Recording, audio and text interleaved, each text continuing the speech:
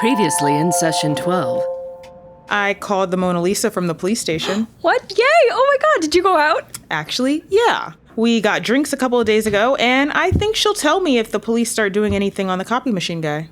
Your dating life is giving me life. Do you maybe need a dating life of your own? Not right now. I don't know how to choose a man I won't small. And there we have it, the very reason I also remain single. So you're saying the defense is a not all men situation? Of course it is. If it wasn't, you wouldn't be able to get through a day without smalling someone. The defense is interested in one thing, and that one thing is defending you. That is all. If there's nothing to defend, no need to protect you, the defense will do nothing. Men who are not a threat will be just fine, perfectly safe. Actual nice guys will go about their business as if there were nothing to fear. I'm just waiting for the nice girls to turn mean. Really? Even here, I like you nice girls, don't get me wrong, but I just keep waiting for one of you to turn. Like, we'll drop our friendly facade and suddenly lash out at you? I just think every story runs into conflict eventually, and I'm waiting for ours. And whose stories have dominated for the last 5,000 years? Whose stories were published and produced or made into movies and TV? Who wins most of the Oscars and the Nobels and the Pulitzers and the Emmys and the National Book Awards? It's men. Men win those awards. I'm just saying, men have been in charge of our ideas about stories and even the ways that our lives can echo stories for a long time. All of our models for stories and by proxy for life come from one side of the population. What if we learned connection from our stories instead of conflict? What if we don't need to fall apart?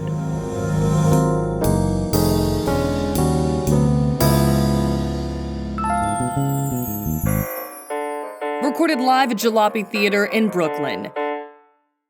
Messenger Theatre Company presents The Defense. This is Session 13.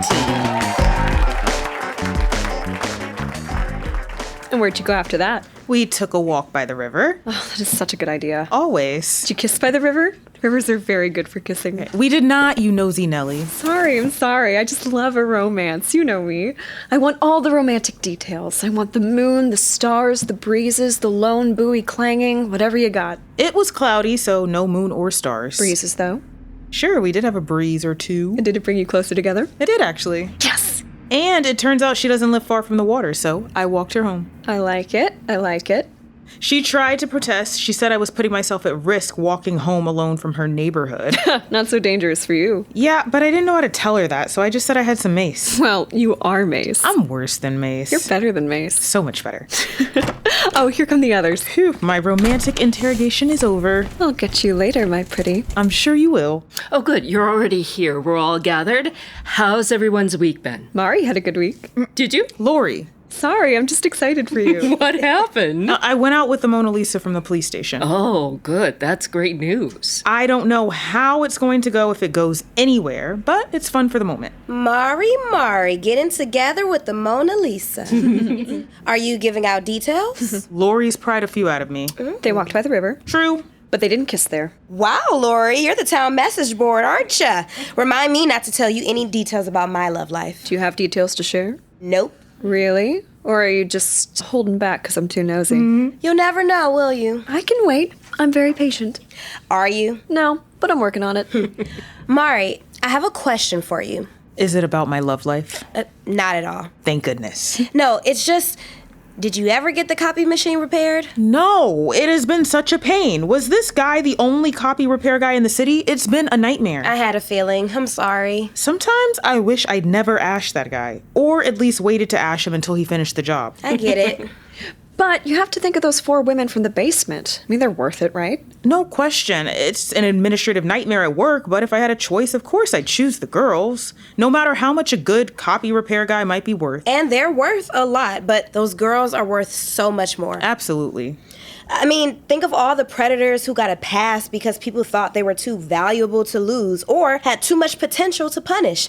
When, meanwhile, scores of women and their value and potential were falling by the wayside. It's infuriating, isn't it? I find myself getting twisted up about it sometimes. How so? Well, what if my defense took out a brilliant artist? Like a painter who was the pioneer of a new movement or something, or a doctor who saved thousands of lives. What if my defense prevented future lives from being saved? I would assume your defense had saved your life, which is just as valuable, if not more so. But thousands of lives? But if your defense intervened, it's very probable he had also harmed thousands of lives. Like, how much harm are we allowing here? Yeah. You know that story about the doctor who delivered all those babies but was assaulting all these women in his practice? I didn't hear this. Yeah. He was doing it for decades, and he'd been reported to the university where he worked multiple times, but they didn't do anything. Nothing? No. He was arrested on a Friday and was back at work on Monday with support from his employers. That's awful. But you know, he didn't assault everyone, and even women he did assault said he was a good doctor otherwise. I can't help wishing someone's defense had taken care of him, though. Yup, me too. Really? That story got really under my skin. It's this misuse of authority like that. It just makes me real mad. Maybe I should make an appointment with that guy. They got him. He's got 20 years in prison. Good. Best place for him. And, Leila, what if one of our defenses took out a brilliant painter? Is he worth so much? What about all the brilliant painters that we didn't get to see because Mr. Predator Genius was taking up all the space? I think we have to assume our defenses are looking out for us, and I think the world. Given a choice between you and a famous so-and-so, I choose you every time. Thank you. I mean, I get it. I am amazing. Yes, you are, no question. Thank you. One of the major things we're up against here is how much people out there value men's potential. Whatever men do outweighs not just women's potential, but our accomplishments and achievements, even our very lives. I might need to go back to the rage room. A man becomes essential while women are disposable. Like the copier guy. Can't we get a woman to do this job? Speaking of the copier guy, are there any developments in the case we should know about? Only developments in Mari's love life. Lori, you are insufferable. Sorry. I tease. You're adorable. Thank you. And yes, actually, there's a bit of development. Tell us.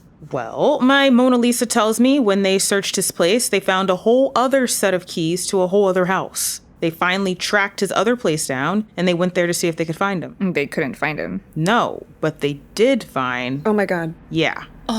There were more women in the basement of his other house. Yep. Oh my god. Seriously? Seriously? Wow. There were 4 of them, and they were near starved when they finally found them. He wasn't there to feed them. It's a miracle they survived. The working theory is that he would leave them for weeks at a time while at his other place, so they had some reserves, but they really got there just in time. My God. Yep. Mari, you saved so many people. I mean, those ones would have starved because of me. No, dude, they were suffering because of him. I bet even in their hunger, they were glad to be free of him. They didn't know they were free of him, though. And they were prisoners in a house with not enough to eat. Yeah, now they're free because of you. Because of my defense. Right, but the defense in you. I feel so responsible for them and so worried. I just keep picturing them starving. How do you think they'd feel if they knew that you ashed the man who imprisoned them and did stuff I don't even want to think about to them? How would they feel if they knew you turned him into ashes? They might feel pretty good about that. Yeah, I would think so. You don't think they would have ashed him if they could have? They would have. Ages ago. I guess so. For sure so. I agree with Lori and Mari. All of those girls from both houses would be grateful as hell to learn how they happen to be freed. I mean, the first group would have just been grateful for the fact that, that they knew about what was happening, but Mari had a feeling about that place. They were even grateful to us just for helping them out. That extra layer would have really vindicated them. Man, it's a shame we can't tell them. I want to. So bad. I'm glad we can't. It would be a lot for them to carry. I know, but still. It'd probably really help them to know he's really gone and they have nothing more to fear from him. Wow, yeah, I didn't even think of that. They're probably terrified he's gonna pop up out behind some bush and get them again. How can I help them? I'm not sure you can. Was there anything left of him? I swept it all into the garbage. Those ashes are long gone.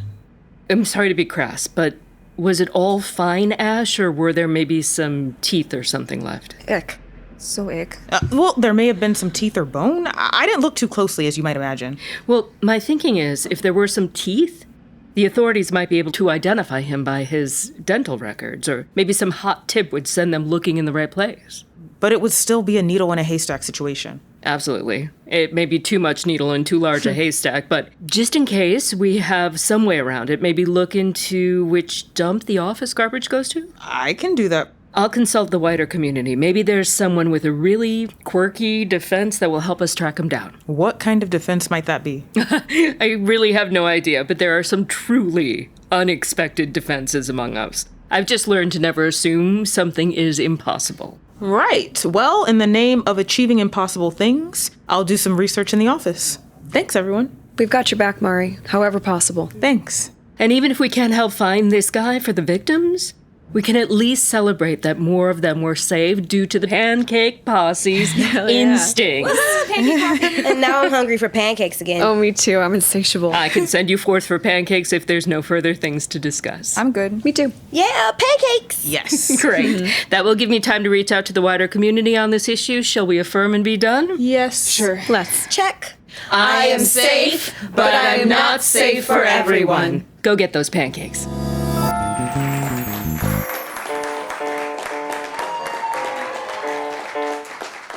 The Defense is a production of Messenger Theatre Company.